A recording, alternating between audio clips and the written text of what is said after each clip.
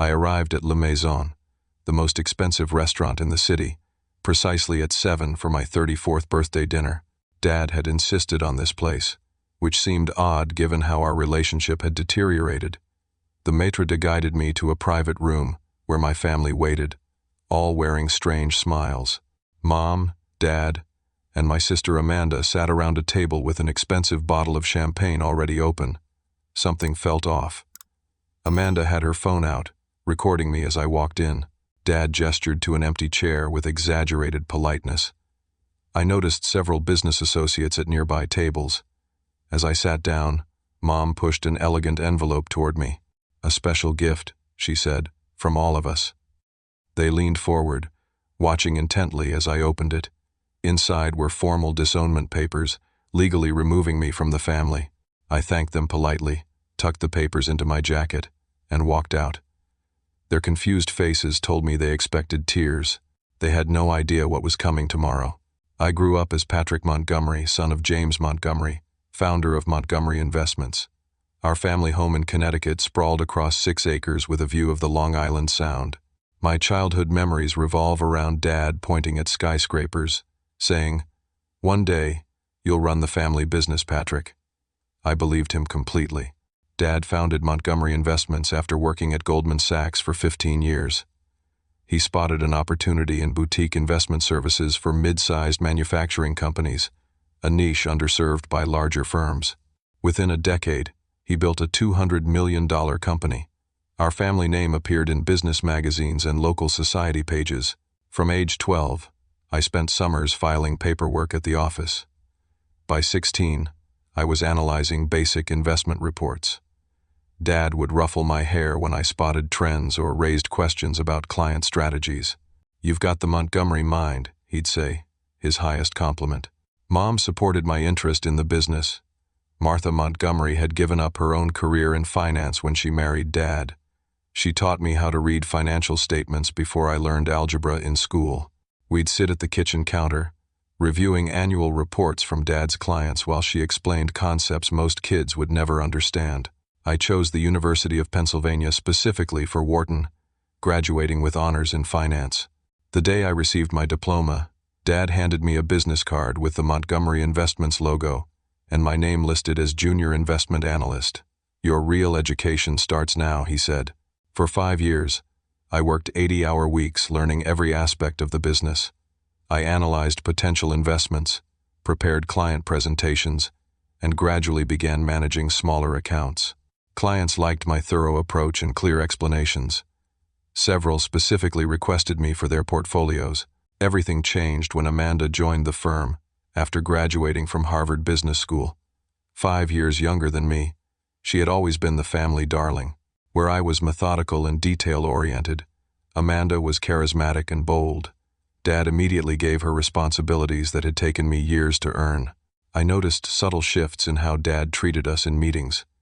He began interrupting my presentations to ask for Amanda's opinion. When I suggested conservative approaches to risky market conditions, he'd turn to Amanda, who typically recommended more aggressive strategies. "That's the kind of thinking that grows a business," he'd say, beaming at her. One Tuesday morning, I arrived early and noticed Dad had left his email open on a conference room computer. A message to the board caught my eye. "While we've publicly positioned Patrick as the successor, I believe Amanda has the vision to lead Montgomery Investments into the future. We'll need to manage this transition carefully." My stomach dropped. For 15 years, I'd built my life around a promise that was apparently never real. When I confronted Dad in his office, showing him a printout of the email, his expression didn't even register surprise. "You misunderstood our conversations, Patrick," he said calmly. "I always said you would have a place in the company. Leadership requires certain qualities that Amanda naturally possesses." "What qualities am I missing?" I asked. "I've consistently outperformed every metric you've set." "It's not about metrics," he sighed, as if explaining something to a child. "It's about instinct, charisma, vision, qualities you can't learn." That night at home I told Mom what happened, expecting sympathy or at least acknowledgement of the unfairness. Instead, she patted my hand and said, "Your father knows what's best for the company. Amanda has always had that special spark." Family dinners transformed into subtle interrogations about my work, with Dad and Amanda exchanging glances when I described my projects. Mom would change the subject whenever tensions rose, steering conversations towards safer topics while giving me looks that clearly meant, "Don't rock the boat." I doubled my efforts, developing a new investment strategy, targeting sustainable manufacturing companies. When I presented it to Dad, he dismissed it as too niche and ahead of its time. 3 months later, Amanda presented nearly identical research to the executive team. Dad praised her innovative thinking and immediately allocated $20 million to launch the initiative. The betrayal stung, but something inside me refused to give up. I still loved the work, the clients, and deep down, my family. I convinced myself that proving my worth would eventually earn their respect. I was wrong. The sustainable manufacturing fund I'd developed became the company's most successful new offering. Despite Amanda receiving all the credit, I took pride in seeing my strategies succeed. I managed the actual investments while Amanda handled the publicity. During a quarterly review meeting, I noticed discrepancies in how my client accounts were being reported. Several of my largest and most successful clients had been reassigned to Amanda's portfolio without my knowledge. When I pulled the account transfer records, I discovered Dad's signature authorizing all the changes. I requested a private meeting with Amanda, presenting the transfer documentation. "Did you know about this?" I asked. She didn't even try to deny it. "Of course I knew. Dad thinks it looks better for my profile to manage our premium clients." She leaned against the doorframe, arms crossed. "You should be used to this by now. These clients specifically asked to work with me," I said. "Some have been with me for years." Amanda laughed. "And they'll be fine with me. The Montgomery name is what matters, not which Montgomery handles their money." "Does Dad realize I developed the strategy that's making these accounts successful?" I asked. Her smile turned smug. "He knows. But honestly, Patrick, Dad would never believe it came from you anyway. You're just not the creative type in his eyes." I spent that weekend compiling a comprehensive report documenting my contributions to the company over the past 7 years. The numbers spoke for themselves. Client retention rates, investment returns, new business generated. On Monday morning, I placed the report on Dad's desk before he arrived. When he called me into his office that afternoon, the report sat untouched on the corner of his desk. "Amanda tells me you're upset about some client reassignments," he began without preamble. "I'm concerned about the pattern of behavior, not just the reassignments," I said, pointing to the report. "I've outlined my contributions to Montgomery Investments. All I'm asking for is fair recognition and treatment." Dad glanced at the report without opening it. "Patrick, business isn't about keeping score. You're being too emotional. This isn't about you versus Amanda. We're a family company." "Then treat me like family," I said. "Or at least like a valued employee." "You need to be a team player," Dad replied. "This attitude isn't helping anyone, especially yourself." I noticed Mom standing in the doorway, having overheard our conversation. I looked to her for support, but she simply sighed and said, "Patrick, you need to try harder to make your father proud." After that meeting, I began documenting everything. Every email, every meeting, every contribution I made, and every idea that was appropriated. I saved everything to a private server not connected to the company network. 6 months later, an opportunity arose that would clearly demonstrate my value. Heartland Manufacturing, a client I'd cultivated for years, faced bankruptcy after their main production facility was damaged in a flood.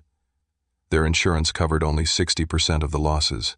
I worked around the clock developing a restructuring plan, negotiating with creditors, and finding investors willing to provide emergency capital. After 3 weeks of intensive work, Heartland not only avoided bankruptcy, but emerged with a more efficient operation and stronger financial position.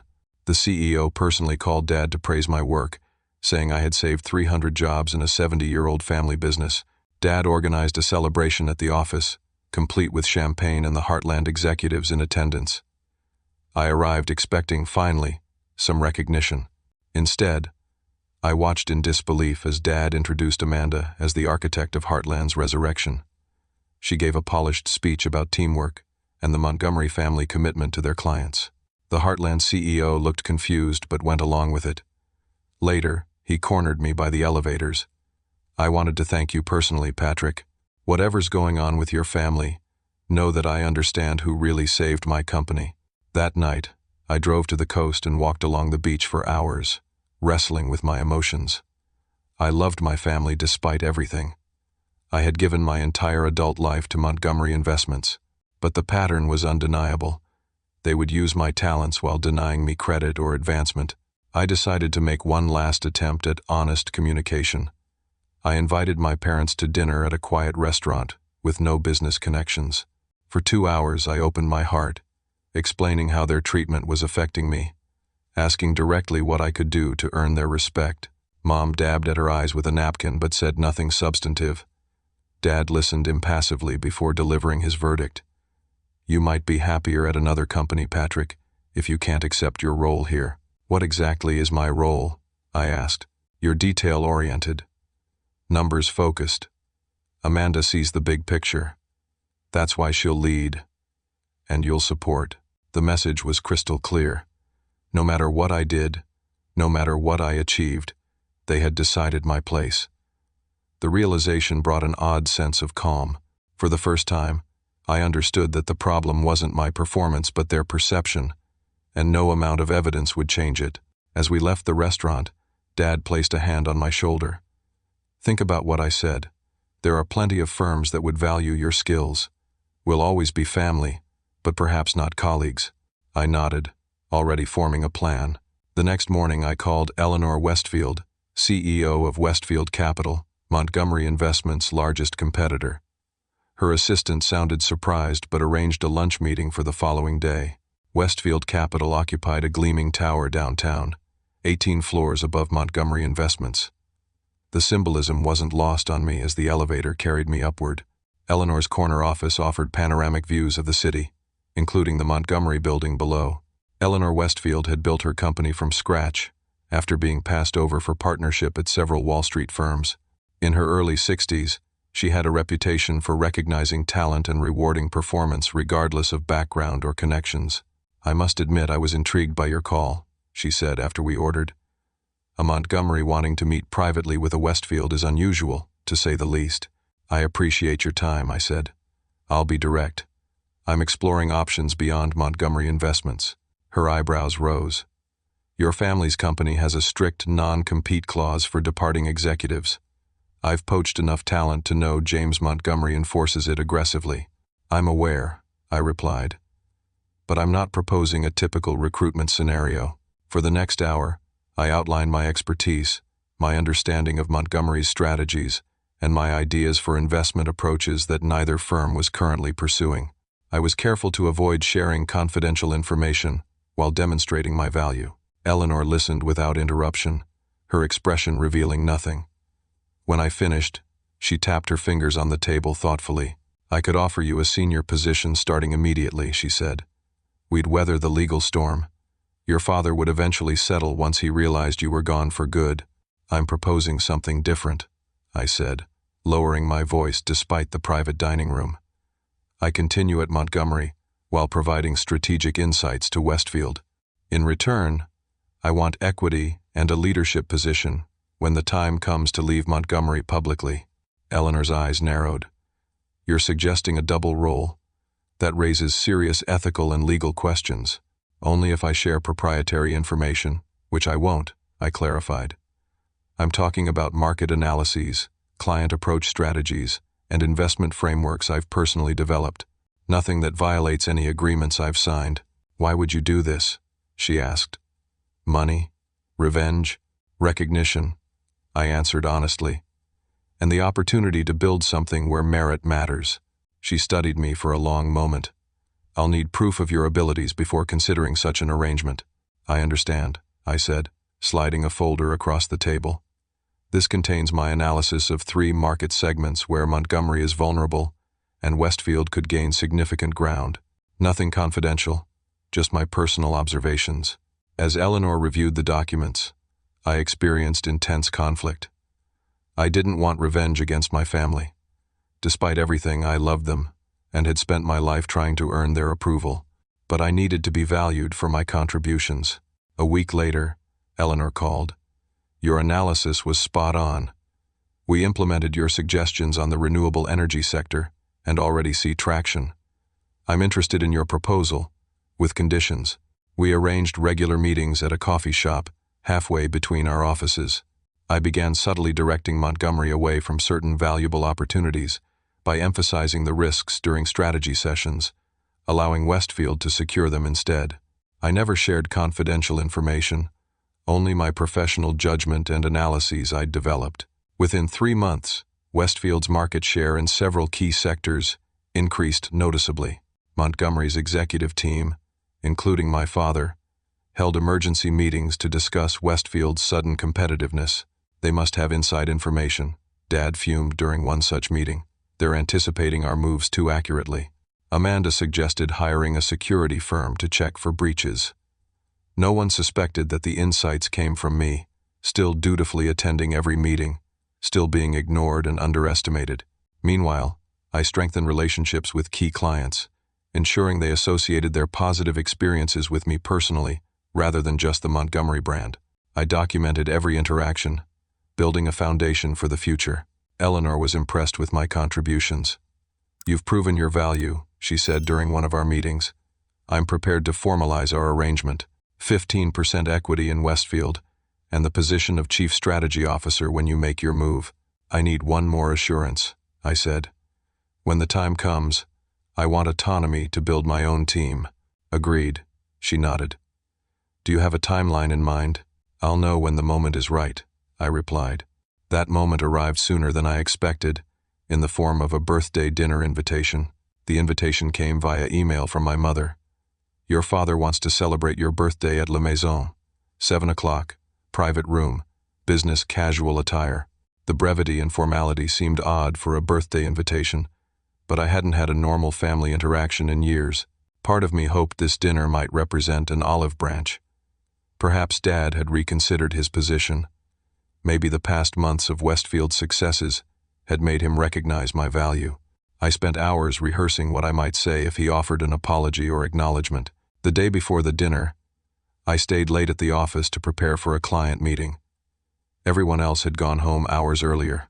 While printing documents in the executive suite, I noticed Amanda's laptop open on her desk, connected to a projector for an earlier presentation. I intended to simply turn off the projector, but an email thread on the screen caught my eye. The subject line read, Patrick's birthday surprise. I knew I shouldn't look, but after years of manipulation and betrayal, I felt entitled to know what they were planning.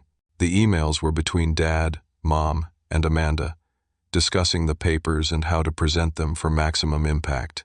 The private room at La Maison will be perfect, Dad wrote. I've arranged for Taylor and Richardson to be seated nearby. They'll witness Patrick's reaction and understand why we're making this change. Taylor and Richardson were board members. This wasn't a reconciliation dinner. It was a staged event. Another email from Amanda read, I'll record the whole thing. Should be priceless to see his face when he realizes he's officially out. Mom's response shocked me most. Make sure to order his favorite dessert beforehand.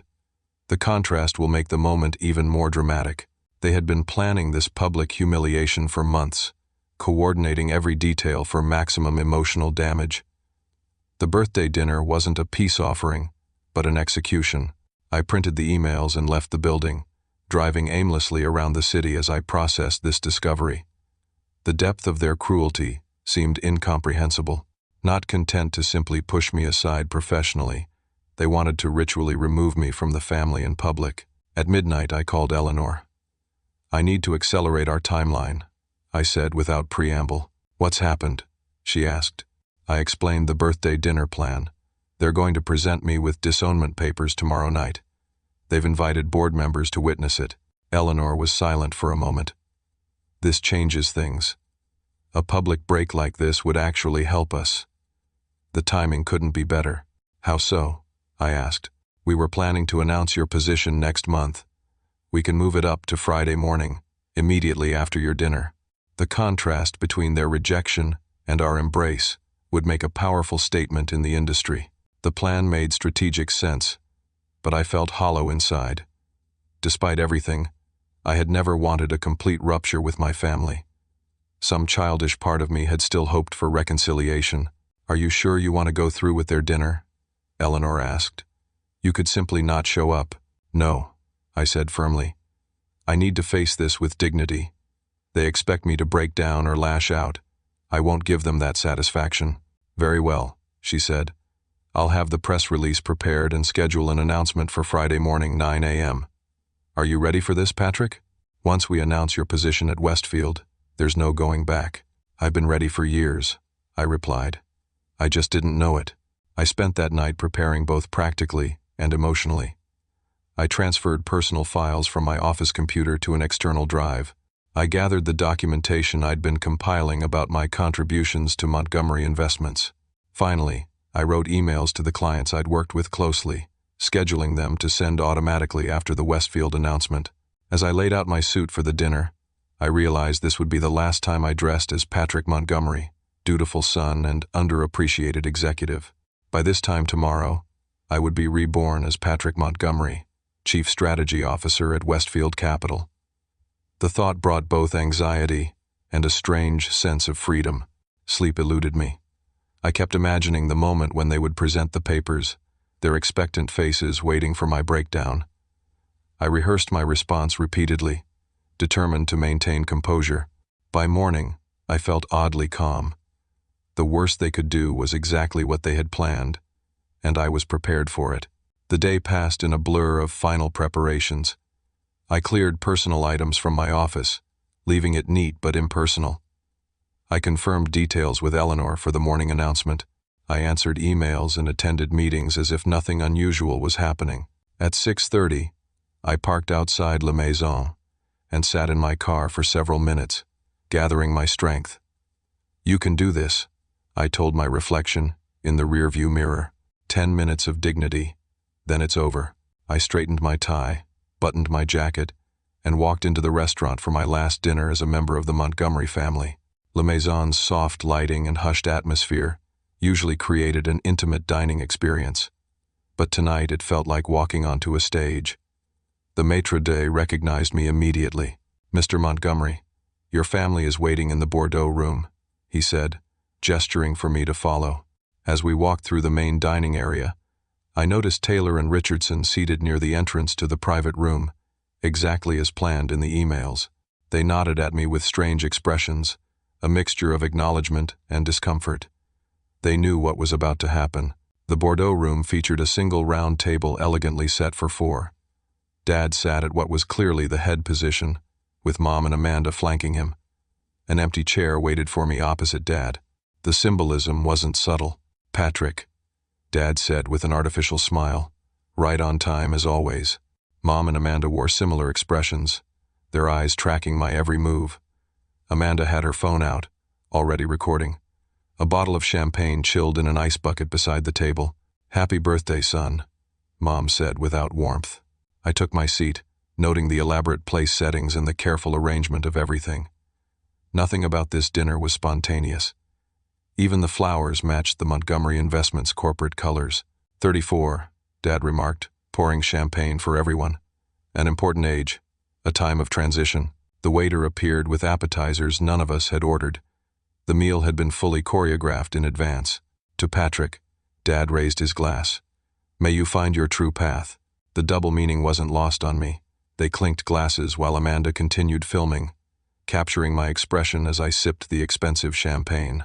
Throughout the appetizer course, they maintained superficial conversation, discussing weather, restaurants, and recent social events. Not once did they mention work or family matters.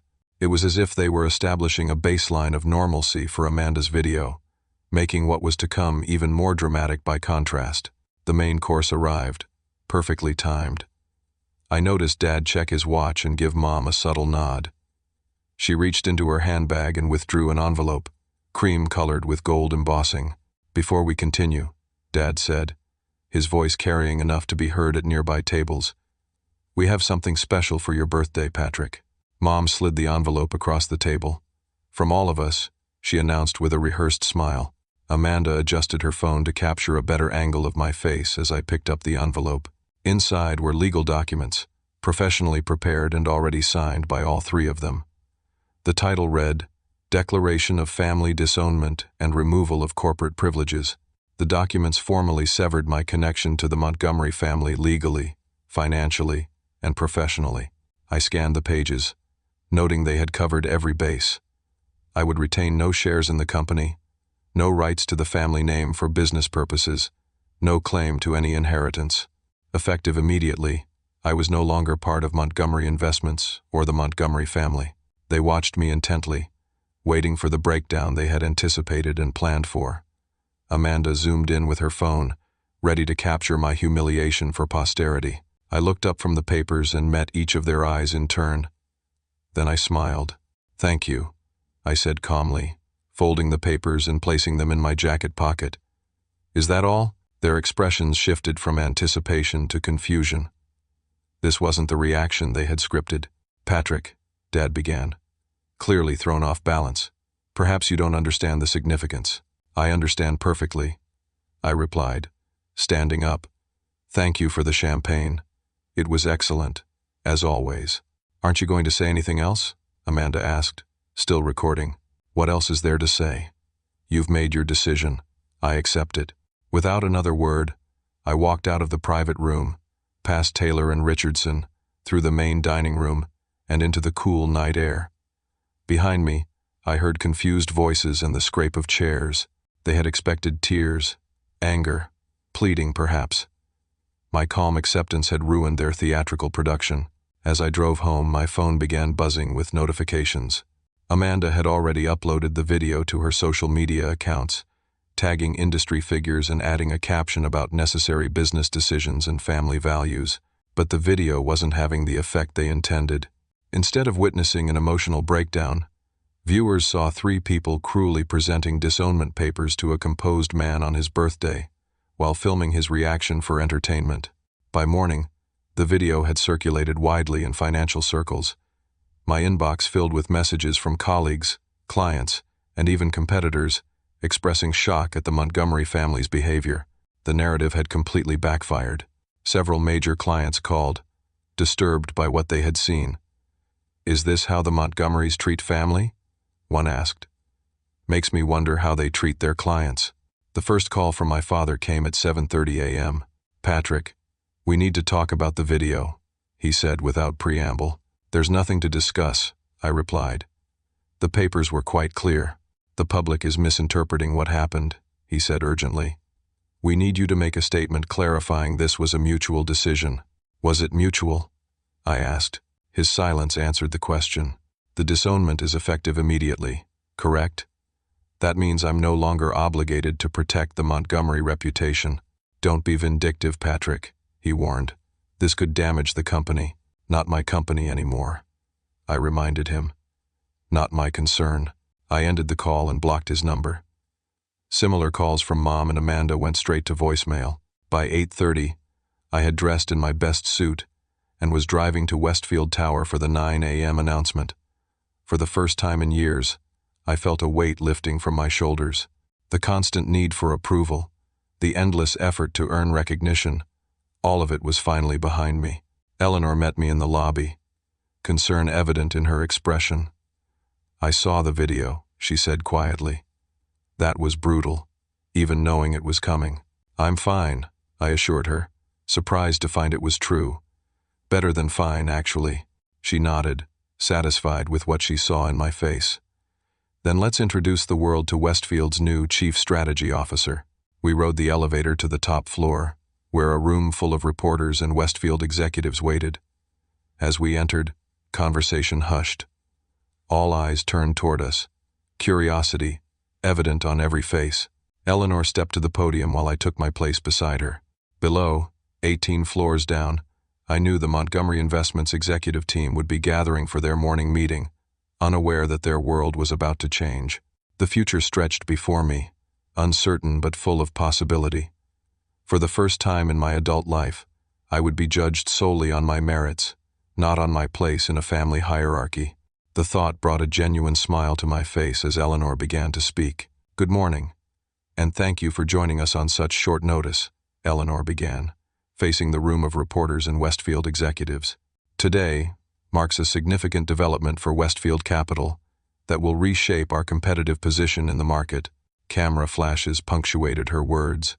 I stood slightly behind her, maintaining a professional demeanor despite the turmoil of the past 12 hours. I am pleased to announce the appointment of Patrick Montgomery as Westfield Capital's new Chief Strategy Officer, effective immediately. A murmur swept through the room. The Montgomery name was well known in financial circles, and my sudden appearance at Westfield was genuinely shocking news. Eleanor continued. Patrick brings 15 years of industry experience and an exceptional track record of client success. His insights into market dynamics and investment strategies align perfectly with Westfield's growth objectives. She gestured for me to join her at the podium. As I stepped forward, the room erupted with questions. Patrick, how long have you been planning this move? Does your family know about this appointment? Is this related to the video circulating this morning? I held up my hand for quiet.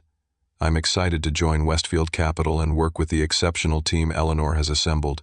I've long admired Westfield's commitment to client service and performance-based advancement. As for timing, sometimes life presents unexpected opportunities that must be seized.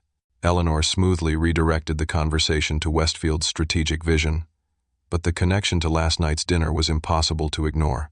Several reporters were already typing furiously on their phones, undoubtedly connecting the Disownment video to this morning's announcement.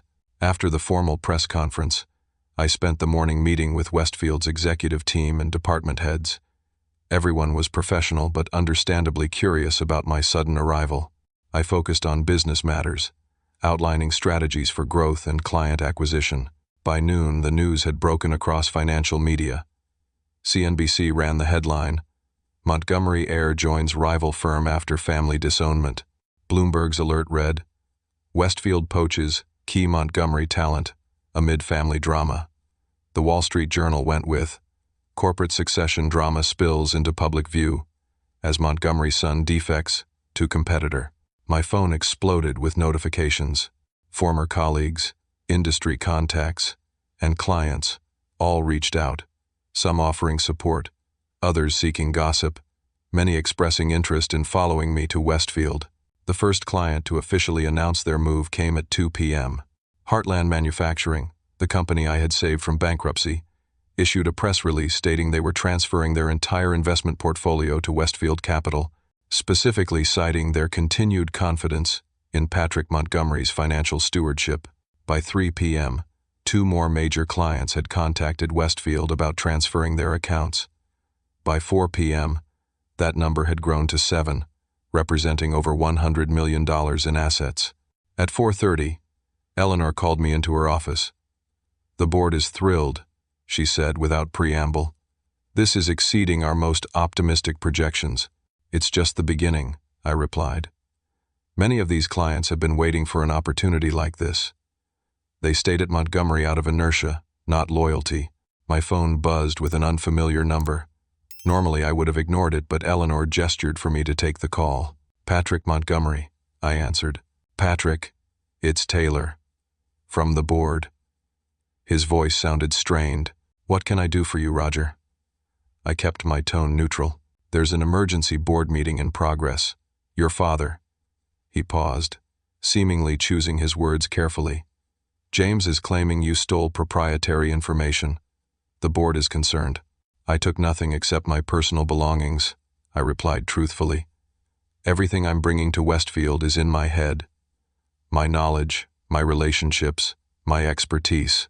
"The Disownment papers," Taylor said awkwardly. "They complicate things. Legally, they may have inadvertently released you from your non-compete agreement since they explicitly severed all corporate ties." "That sounds like a problem for the Montgomery legal team," I said. "Was there something else?" "Off the record," Taylor lowered his voice. "Several board members are questioning James's judgment. The video, then this announcement. It looks bad, Patrick. Really bad." "I appreciate the call, Roger," I said, not offering any comfort. "Best of luck with your meeting." I ended the call and updated Eleanor, who smiled knowingly. "The first cracks in the foundation," she observed. "This is proceeding faster than expected." By the end of the day, Montgomery Investments stock had dropped 8% on heavy trading volume. Financial analysts were openly questioning the company's stability and leadership. CNBC ran a special segment titled Succession Crisis, When Family Business Gets Personal. At 7 p.m., as I was preparing to leave my newly assigned office, my father finally managed to reach me by using the main Westfield switchboard. "You planned this," he said, his voice a mixture of anger and something I'd never heard from him before. Fear. "I planned to be recognized for my contributions," I corrected him. "You planned the Disownment dinner. You planned to humiliate me publicly. You just didn't plan for the consequences." "The board is in revolt," he admitted. "Amanda is overwhelmed. Clients are leaving. We need to fix this immediately." "There's nothing to fix," I replied. "You made your decision. I've made mine. We can tear up the disownment papers," he offered desperately. "We'll announce it was all a misunderstanding." "Too late," I said simply. "The papers were quite thorough, Dad. Effective immediately, remember?" He began to argue, but I interrupted. "I have to go. Westfield's executive dinner starts in 30 minutes. I'm being formally introduced to the senior leadership team." I ended the call, feeling strangely empty. The revenge I had never consciously sought was unfolding perfectly, yet it brought less satisfaction than I'd expected. Eleanor appeared in my doorway. "Ready for dinner?" "Just finishing up," I said, closing my laptop. She studied me for a moment. "You know, there's something I didn't mention at the press conference. Westfield has been considering a strategic acquisition for some time now." "What kind of acquisition?" I asked, though I suspected the answer. Montgomery Investments would fill several gaps in our portfolio. With their stock price dropping and client confidence shaken, the timing might be ideal. The implication was clear. "You've been planning this all along," I realized. "Let's just say your arrival accelerated an existing strategy," Eleanor smiled. "How would you feel about that development?" I considered the question carefully. If it happened, I would want certain guarantees about the management structure going forward, such as merit-based advancement, no family favoritism, a culture of recognition for actual contributions. Those align with Westfield's existing values. She nodded. "Anything else?" I thought about my family, still reeling from today's events. Despite everything, I couldn't bring myself to wish for their total destruction. "If it happened," I said carefully, "I would want opportunities preserved for anyone willing to earn their position through genuine contribution, regardless of their last name." Eleanor's eyes sparkled with approval. "I think that's eminently reasonable. Shall we discuss it further over dinner?" As we left Westfield Tower that evening, I glanced down at the Montgomery building, its lights still blazing as its leadership struggled to contain the crisis. Tomorrow would bring new developments, new challenges, and perhaps the beginning of something none of us had anticipated. For the first time in my adult life, I faced the future without the burden of unrealistic expectations or the pain of constant betrayal. Whatever came next would be on my terms, based on my true value. The realization brought a peace I hadn't felt in years as I walked toward the waiting car, ready for the next chapter to begin. 6 months passed in a blur of strategic meetings, client transitions, and market maneuvering. The financial world watched in fascination as Westfield Capital systematically dismantled Montgomery Investments' client base, recruiting key personnel and positioning itself for the ultimate move. The acquisition announcement came on a Tuesday morning. "Westfield Capital acquires Montgomery Investments in landmark deal," read the headlines. The financial terms remained confidential, but industry insiders understood the reality. This wasn't a merger of equals, but a takeover following Montgomery's sustained decline. Under Eleanor's guidance, Westfield had meticulously executed a strategy that left Montgomery with little choice but to accept their offer. After the disownment video and my departure, client confidence had eroded steadily. Amanda proved ill-equipped to handle the crisis, making several public statements that only worsened the situation. My father, stubborn as always, refused to acknowledge the gravity of their position until the board forced his hand. The day after the announcement, Eleanor called me into her office. "The integration planning begins next week," she said. "As discussed, you'll be appointed CEO of the Montgomery division." I nodded, feeling a complex mixture of emotions. "Have they been informed?" "They will be today," she replied. "I thought you might want to be present." 2 hours later, we walked into the Montgomery Investments Executive Conference Room. The familiar space felt different now, filled with subdued Montgomery executives and triumphant Westfield representatives. My father, mother, and sister sat together at one end of the table, their expressions carefully neutral. Eleanor took her place at the head of the table, with me beside her. "Thank you all for joining us today. This marks the beginning of an exciting new chapter for both organizations." She outlined the integration process with clinical precision, addressing reporting structures, system migrations, and client communications. Throughout her presentation, I could feel my family's eyes on me, but I kept my attention on Eleanor. Finally, she concluded, "I want to address leadership of the Montgomery division going forward. After careful consideration, I am appointing Patrick Montgomery as Chief Executive Officer of this division, reporting directly to me." A visible ripple went through the room. Several Montgomery executives exchanged glances, some looking relieved, others concerned. My father's face remained impassive, but my mother paled noticeably. Amanda stared at the table, avoiding eye contact. "Patrick brings unparalleled knowledge of Montgomery's operations and client relationships," Eleanor continued. "His leadership will ensure continuity for clients while implementing Westfield's performance-based culture.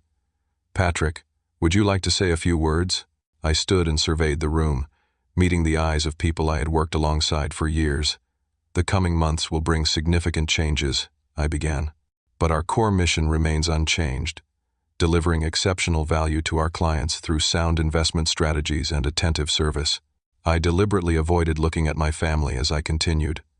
"Every person in this room will have the opportunity to thrive in the new organization. Advancement will be based solely on merit and contribution. Previous hierarchies and relationships will not determine your future here." The message was clear to everyone present. The Montgomery name no longer conferred automatic privilege. "I'll be meeting individually with each department over the coming weeks," I concluded. "My door is always open for those with concerns or suggestions." "Thank you." As the meeting dispersed, Eleanor discreetly suggested, "I might want a private word with my family." "Clear the air," she advised. "It's better for the transition." I agreed, though the prospect filled me with apprehension. Once the room emptied, I remained standing as my father, mother, and Amanda lingered at their end of the table. "Well," my father finally broke the silence. "You've orchestrated quite a comeback." "I didn't orchestrate anything," I corrected him. "I simply found somewhere that valued my contributions. And now you're our boss," Amanda said bitterly. "I suppose you'll be firing us first thing tomorrow. Is that what you would do in my position?" I asked, genuinely curious. She didn't answer, but her expression said enough. "I meant what I said," I continued. "Everyone has the opportunity to earn their place here, including the three of you." My mother spoke for the first time. "Patrick, surely after everything we've been through as a family," I interrupted gently. "That's exactly the thinking that brought us here, Mom. Family connections won't determine advancement anymore. Only performance will." "So we keep our current positions?" my father asked, a hint of relief in his voice. "For now," I nodded.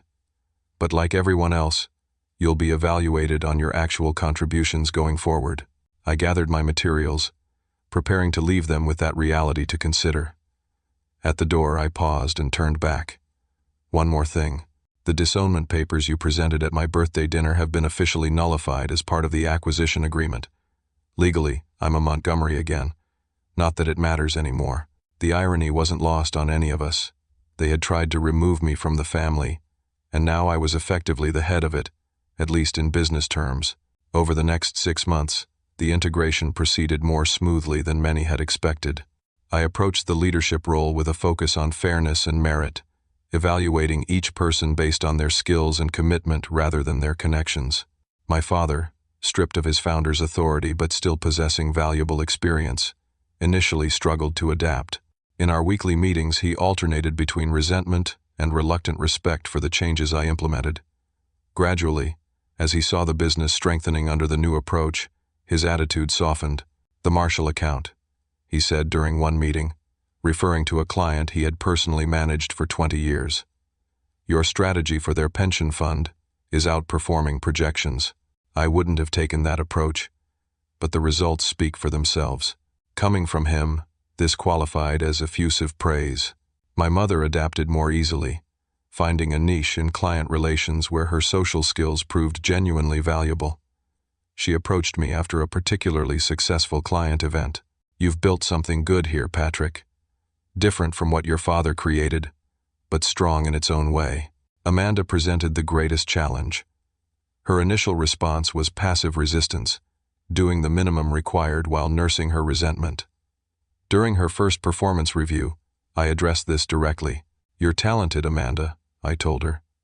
"You have natural abilities I've always admired, but you're working at half capacity because you're focused on what you've lost rather than what you could build." "Easy for you to say from the winner's circle," she retorted. "I spent 15 years in the loser's circle," I reminded her. "The difference is I kept contributing my best, despite the lack of recognition." Something in my words seemed to reach her.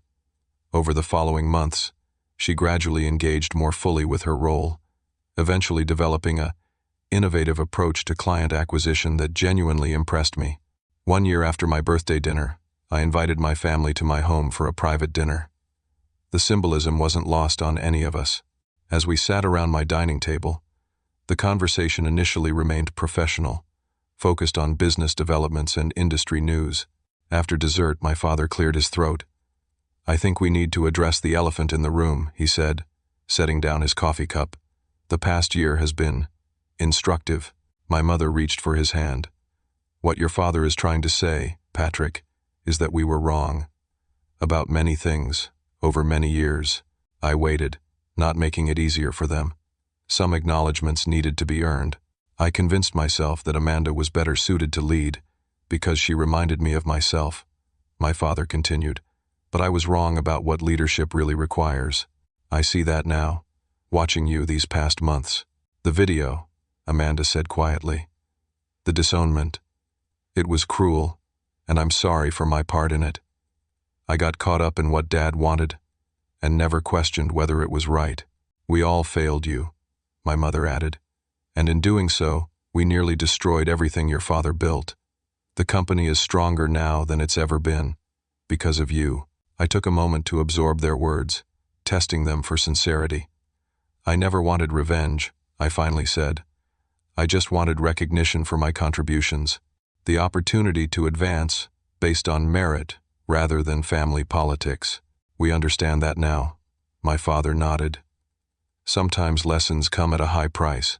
The question is where we go from here," I said. "Professionally, your paths are clear. Continue performing as you have been, and you'll advance like anyone else. Personally," he hesitated. "Personally, we're still family," my mother finished for me. "If you're willing to give us another chance," I considered her words carefully. The wounds ran deep, but carrying anger forever would only limit my own future happiness. "I think," I said slowly, "that we have an opportunity to build something new, not based on obligation or appearances, but on genuine respect and honesty. It won't happen overnight, but I'm willing to try if you are." We talked late into the evening, more openly than we ever had before. For the first time, I felt my family seeing me as I truly was, neither idealizing nor diminishing me. It wasn't perfect reconciliation, but it was an authentic beginning. Today marks 2 years since that fateful birthday dinner. The merged company has grown beyond even Eleanor's ambitious projections. My family and I have established a new relationship, built on mutual respect rather than obligation. We gather for holidays and occasional dinners, our conversations richer for having faced our worst moments together. The lessons I've learned through this journey run deeper than business strategy or family dynamics. I've learned that true success comes not from titles or recognition, but from integrity maintained even when no one is watching, from resilience in the face of mistreatment, from excellence as its own reward. Most importantly, I've learned that your worth is never determined by others' assessment of you. It exists independently, waiting to be recognized by those wise enough to see it. Sometimes that recognition must come first from yourself, A quiet certainty that sustains you until the world catches up to what you've always known. Have you ever found yourself undervalued by the people who should appreciate you most? How did you respond to that challenge? I'd love to hear your stories in the comments below.